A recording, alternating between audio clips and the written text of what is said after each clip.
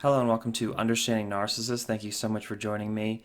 In this episode, I want to talk about something that I'm not too excited to talk about exactly, and nevertheless is a very important subject that I've touched upon in passing, and that is overcoming your own weaknesses to people who enjoy to hurt and abuse you and make you miserable.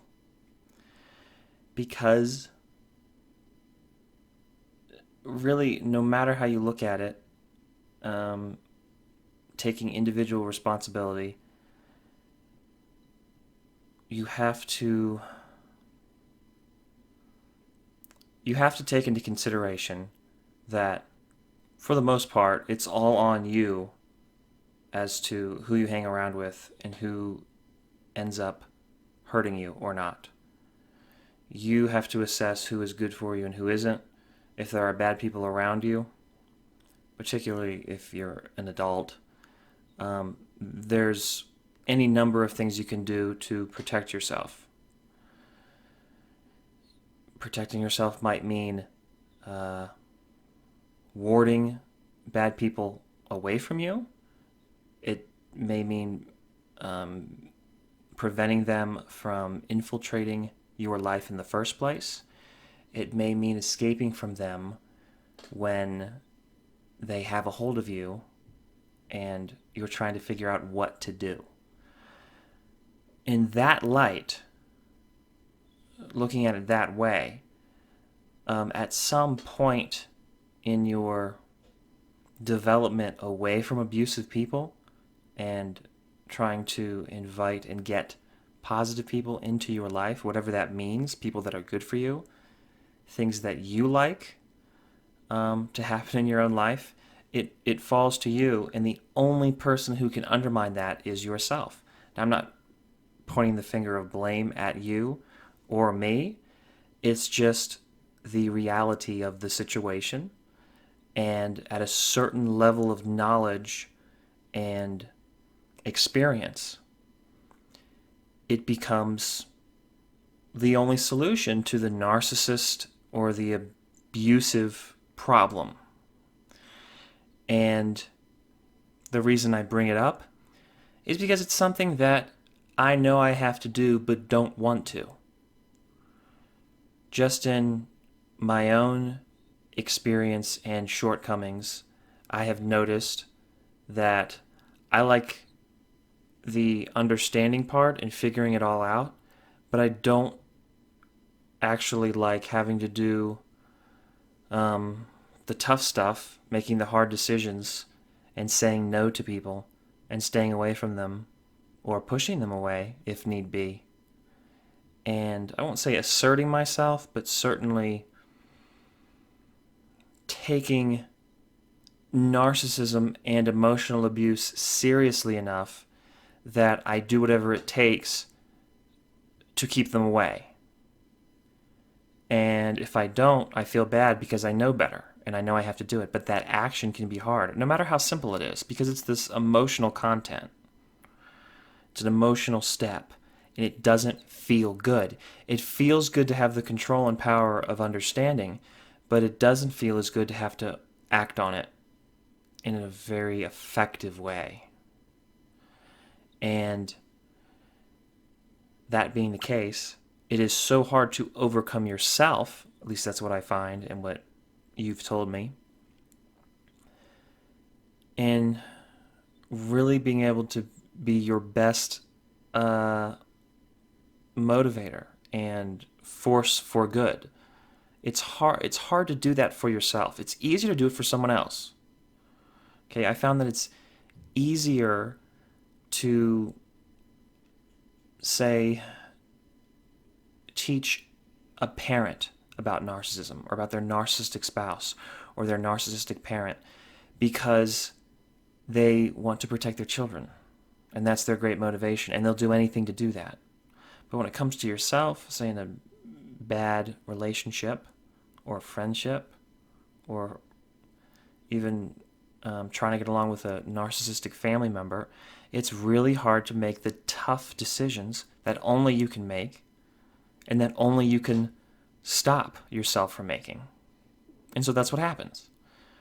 And naturally, a narcissist knows that because that's what they're taking advantage of the whole time. And any abusive person knows that. They know that it all relies on you and it falls to you. They can make you feel weak and make you believe you're weak. You'll crumble and do what they want. And that's how they survive. That's how they're around anyway. The difference, though, is when you're at that threshold for making a decision. And it usually means saying no. It usually means standing up to someone.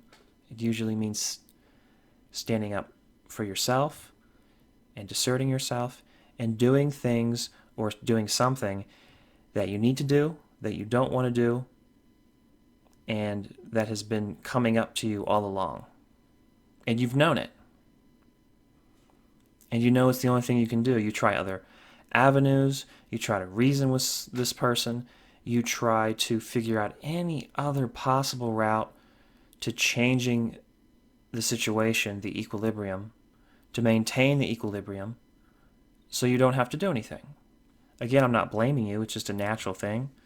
It's more pleasant, not in the long run, but in the immediate sense, because it's just not what you're used to. And it's probably something that you were taught not to do, right?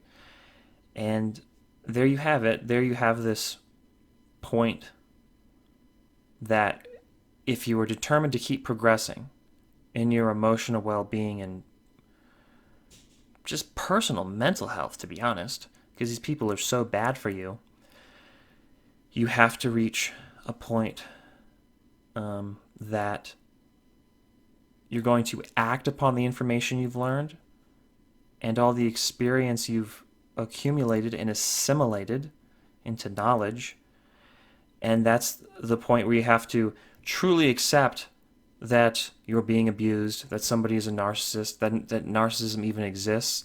Because up until that point, before you act, it might as well be something that you entertain in your mind because it's fun and that it makes you feel better. Like I said, it gives you that control. It gives you that assurance. It gives you that feeling that things are going to be okay someday, but you're not going to act on it now. But you need to act on it now. And you need to take those decisions, whether it be preventing people like this from getting into your life, not being so easy to walk over, not being so agreeable all the time. That's not something that is fun to do. That's not the fun part, but it's the part that gives you breakthroughs, that allows you the actual freedom and well-being that you so desire, right? That's what you've been building up to this whole time, whether you know it or not. That is the goal. And oftentimes, I'm not saying with everyone, it may not be with you, but it certainly was with me, that it's hard to make these decisions, even today, to ultimately stand up to someone who is destroying you effectively and be able to really wrest back control, take back control from them, the control that they've taken from you. Your own really personal right, your own autonomy and your decision making. And the right to your feelings and the expression of them. That's ultimately what we're going after here, is this validation. And nothing will support that better than you acting on the knowledge you have. And the only person who's going to stop you truly is yourself, because you just don't want to do it. You don't want to accept it. You don't want to hurt somebody. That's always been my problem, is even with a narcissist, you're afraid you're going to hurt them by stopping them from hurting you. Which, there's two problems with that, just in case this is your problem. First, hurting the narcissist, I believe, is justified in this case, if that is indeed what you're really doing by standing up to them because they're hurting you first. It's a question of self-defense, and they've already violated so many things in their abusive behavior that I don't think there's a moral qualm about you defending yourself, because that's what you're doing. They're going to think you're assaulting them. You're going to feel like you're assaulting them. You're not. You're protecting yourself and the people you care about, which they don't do and they can't do. Another thing is that, practically speaking, the narcissist is a destroyer no matter what. It doesn't really matter what you do or not. In that, I mean, of course it matters that you stand up to them, but they're a force. They just keep rolling along. It's not going to be terribly consequential in terms of number of people suffering if you stand up to them. It'll help you. It'll protect the people around you, and the narcissist will find somebody else. That's what's going to happen, and that person has to stand up to them. But that is not your responsibility. That does not mean that it is your job to take the brunt of the narcissist's abuse. It's not in any way your commitment, your contract, even though the narcissist would have you believe as much. And of course, the narcissist is suffering. The narcissist suffers and hurts more when they abuse you and get more control. They get a little boon from being able to dominate you for a period of time, but they're going to be anxious and hurting again anyway. They hurt themselves with their abuse. It doesn't help them. It makes them weaker. You standing up to them will give them a jolt of a sort, but I'm not convinced, I'm hardly convinced that you're really damaging their own well-being and happiness, if you can call it that, by standing up to them. So, as I said, you have a right to stand up to them because it's your right. You're the one who's being violated. And on top of that, I don't think you're adding much pain and suffering to the situation anyway. So I just want this to be a little boost, a kick in the pants, if you will, to get you moving in a direction that you may need to take, because you will have to make a decision. You will have to act at some point. There will be an action. It may be small, but it'll feel big because it's emotional. It doesn't matter how small the actual decision or action is. It'll still be very, very difficult to... Well, I don't want to build up in that way and make it negative. It'll be wonderful. It'll be a liberating thing. It'll be very empowering. But the process, as you're doing it, will not feel great. And you need to keep doing it anyway because you know it's right, because it's what you've learned, and it's the only way to progress forward and get what you deserve. And remember, you deserve it when you act on it, too. That, you think, well, what? There may be a sort of a nagging feeling of, I don't deserve this, I don't deserve to be happy, I might as well suffer. It's like, well, the deserving is in the doing, and the fact that you do it and you earn it. And I think that when you reach that point, you need to follow through from that threshold, and you'll be all the better for it. And that is the natural place you want to end up. It's just the next step. And however small it may be, it's the culmination of everything you've worked towards up to this point. So I hope you like this video. Like it if you do. Share it with somebody you think might also like it and benefit from it. Comment in the comment section below about your experience in acting against a narcissist as opposed to just learning and interacting with them and trying to figure things out. But when you actually decide to make a life change, share it with me, share it with others, anything that you're comfortable sharing. I would like to hear it. I know everybody else would like to hear it, and I appreciate your comments and support so much.